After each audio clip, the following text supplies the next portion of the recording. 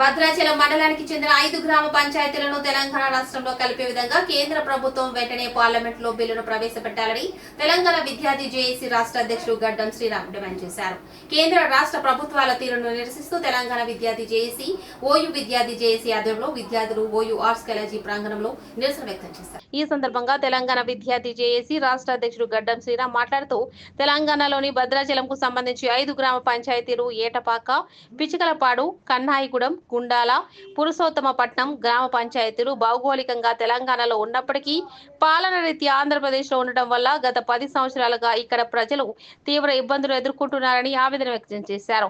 ఇదే విషయాన్ని గతంలో పలుమార్లు కేంద్ర స్థాయి దృష్టికి వెళ్ళినప్పటికీ ఫలితం లేకుండా పోయిందని వాపోయారు. ఇప్పటికైనా కేంద్ర ప్రభుత్వం స్పందించి పార్లమెంట్ లో బిల్లు ప్రవేశపెట్టి 5 గ్రామ పంచాయతీలకు విముక్తి కలిగించాలని డిమాండ్ చేశారు. మండలాలని ఆంధ్రలో కలపడం జరిగింది.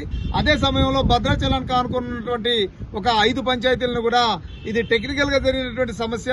ఎందుకంటే అవన్నీ ముంపులోకి వస్తాయేమోనని భావించి క్షేత్రస్థాయి పర్యటన చేయకుండానే ఈ ఎటపాక, కన్నాయిగూడెం, పిచ్చికలపాడు, అలాగే ఉష్ణగుండాల ఈ 5 ప్రాంతాలని కూడా ఈరోజు తెలంగాణలో భౌగోళికంగా తెలంగాణలో ఉన్నాయి కానీ పాలన రీత్యా ఆంధ్రాకి కలపడం ద్వారా ఒక 10 సంవత్సరాల పాటు అక్కడ యువత మొత్తం కూడా విద్య లేకుండా, ఎలాంటి అవకాశాలు లేకుండా, మౌలిక సదుపాయాలు లేకుండా ఈరోజు సమస్య ఏర్పడి వాళ్ళు చదువుకోకుండా వాళ్ళ జీవితాలే నాశనం అయిపోయే పరిస్థితి ఈరోజు వచ్చింది.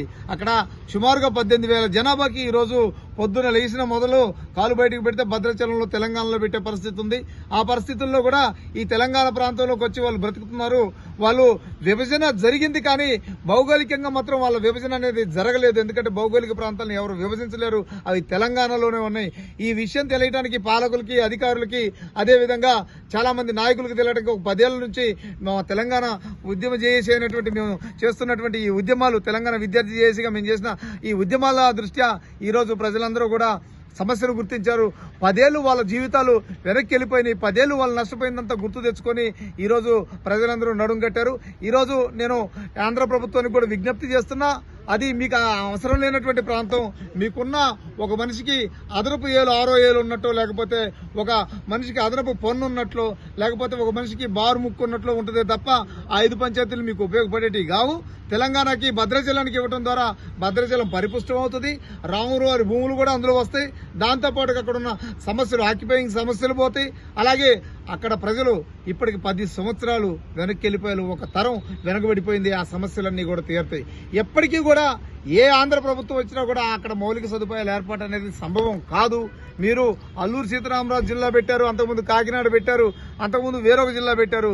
ఎన్ని జిల్లాలు పెట్టినా మీరు అక్కడ మౌలిక సదుపాయాలు ఏ ప్రభుత్వం ఏర్పాటు చేయలేదు. వాళ్ళు పొద్దున లెగిస్తే ఎన్ని మౌలిక సదుపాయాలు ఏర్పాటు చేసినా వాళ్ళు తెలంగాణకు రావాల్సిందే. కాబట్టి తెలంగాణలో వాళ్ళ బతుకు మిళితమై ఉంది. వాళ్ళ బతుకు తెలంగాణతోనే ఉంది. భౌగోళికంగా వాళ్ళు తెలంగాణలోనే ఉన్నారు. పరిపాలన మాత్రమే ఆంధ్ర ద్వారా జరుగుతుంది. కాబట్టి మీరు గుర్తించండి. ఖచ్చితంగా ఈరోజు నేను తుమ్మల నాగేశ్వరరావు గారికి, రేణుకా చౌదరి గారికి మనం ఇక్కడ మీటింగ్లు పెట్టడమే కాకుండా తక్షణమే వెళ్లి చంద్రబాబు నాయుడు గారితో మాట్లాడి ఈ పార్లమెంట్ సమావేశాల్లోనే బిల్లు పెట్టించి ఖచ్చితంగా అది మూజువాని ఓటుతో ఈజీగా పోయేటటువంటి బిల్లు, ఆ బిల్లు పెట్టించి ఖచ్చితంగా ఈ తెలంగాణలో 5 పంచాయతీలని తక్షణమే తెలంగాణలో కలపాలని చెప్పి ఈ సందర్భంగా ఇక్కడ తెలంగాణ నాయకులను మేము డిమాండ్ చేస్తున్నాం. అలాగే ఆంధ్ర నాయకులకు కూడా మేము విజ్ఞప్తి చేస్తున్నాం. అయ్యా, మీరు పరిస్థితిని గమనించండి. దయచేసి గమనించి మీరు ఇప్పుడు రాజధాని స్థిరపరచుకున్నట్లే మాకున్నటువంటి ఈ సమస్యను కూడా స్థిరపరిచి అక్కడ ప్రజల జీవితాలను కూడా మీరు మెరుగుపరచండి అని చెప్పి ఈ సందర్భంగా మీకు విజ్ఞప్తి చేస్తున్నాం. తెలంగాణ నాయకులను డిమాండ్ చేస్తున్నాం ఈ సందర్భంగా.